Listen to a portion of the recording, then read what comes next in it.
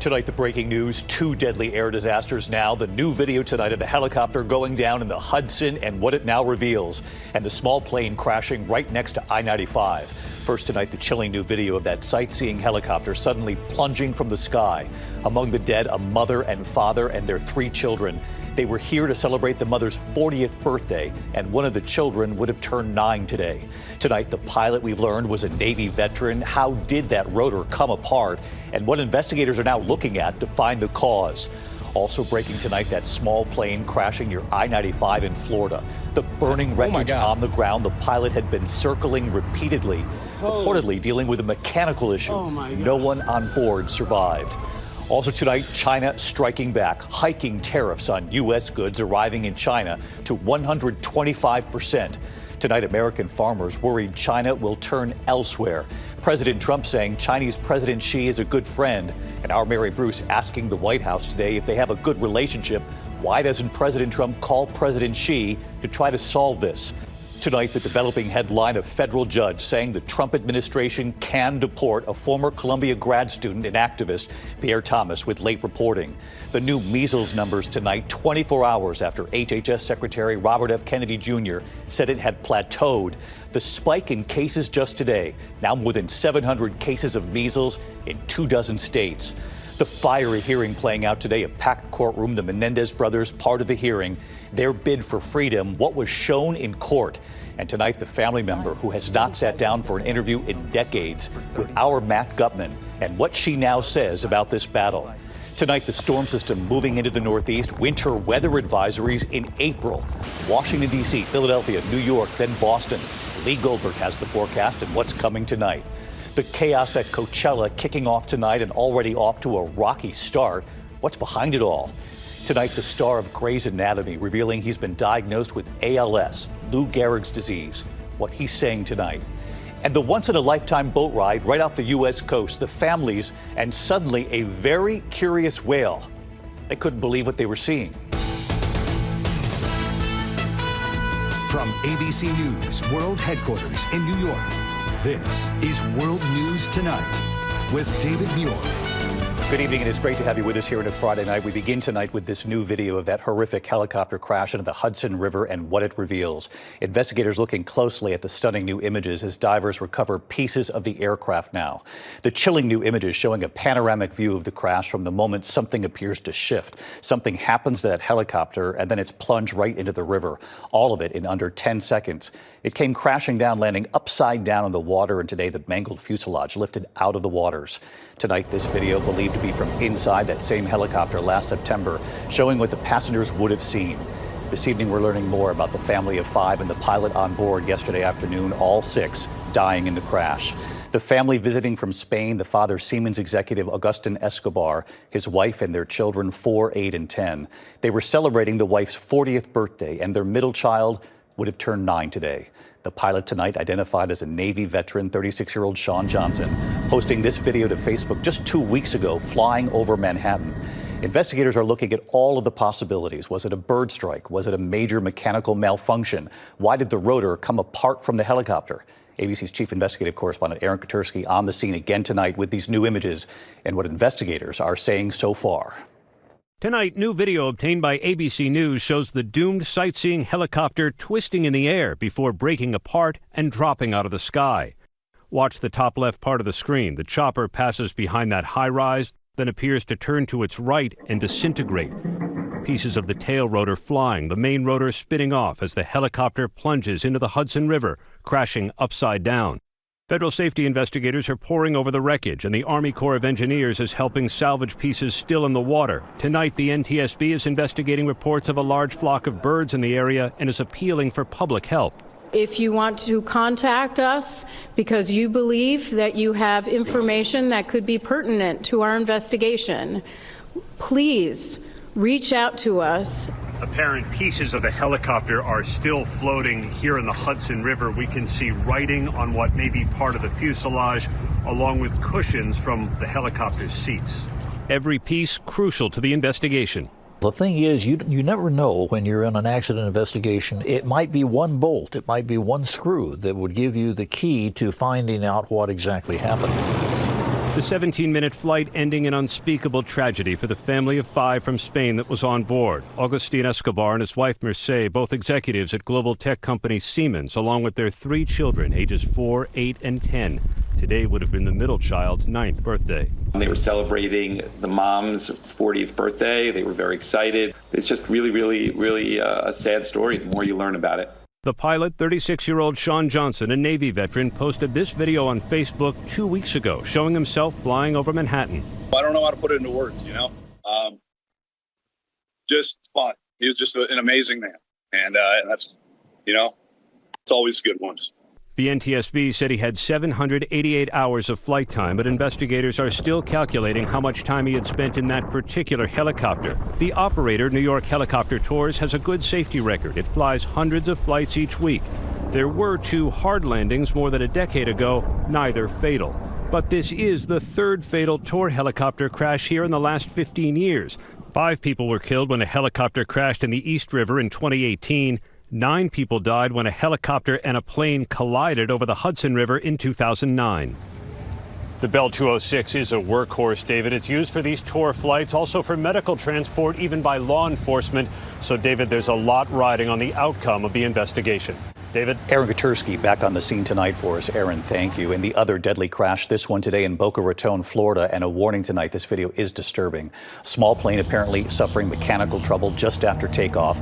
The pilot circling over and over again and then crashing right near I-95. The burning wreckage on the ground, 3 on board. No one survived this. Here tonight, Trevor Ault.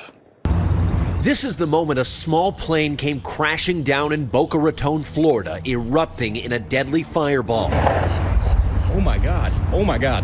The Cessna slamming onto the street right next to busy I-95. The wreckage still aflame across those railroad tracks, debris littering the street. Man. Witnesses describing the plane's terrifying descent. It was extremely low.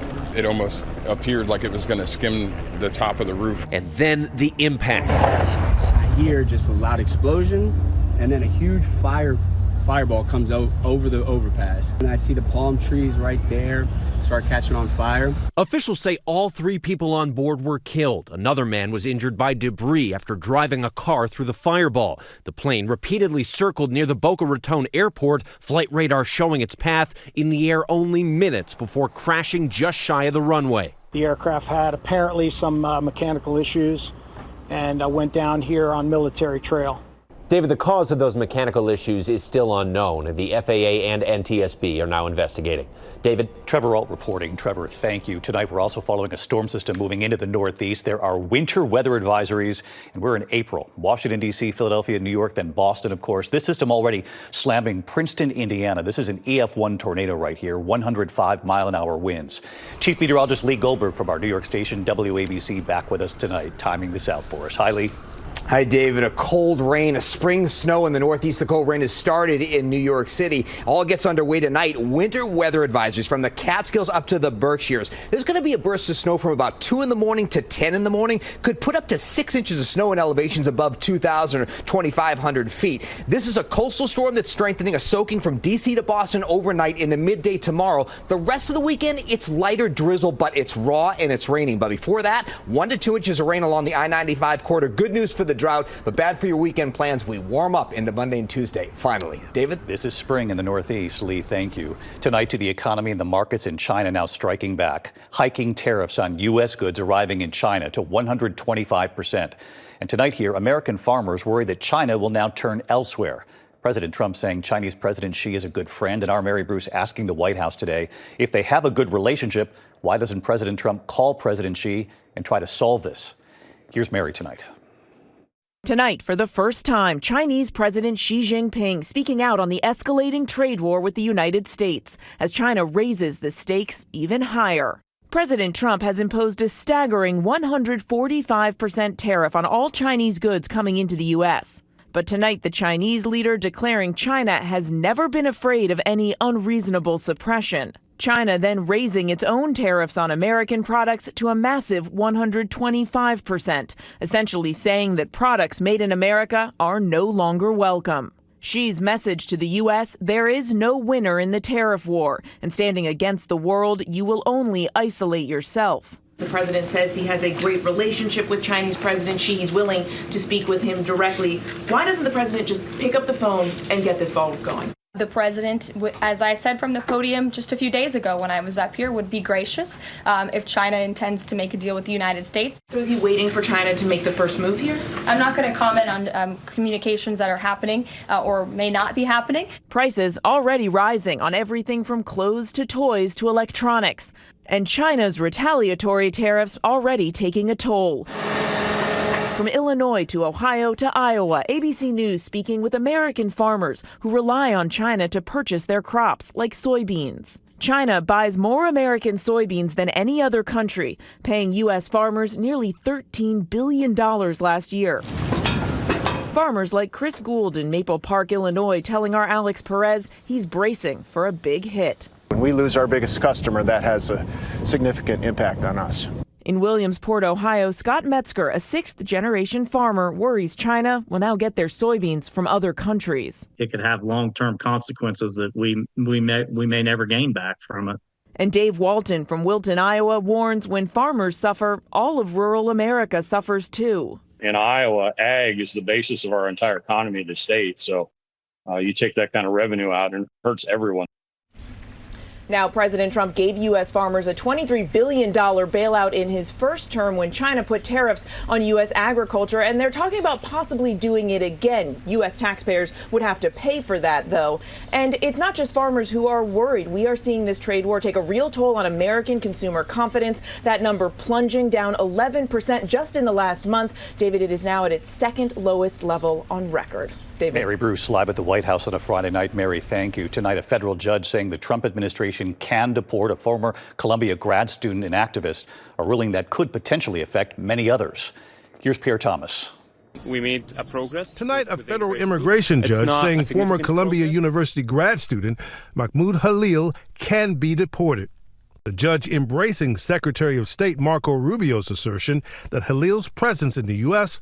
poses an adverse foreign policy consequence. A student visa is like me inviting you into my home.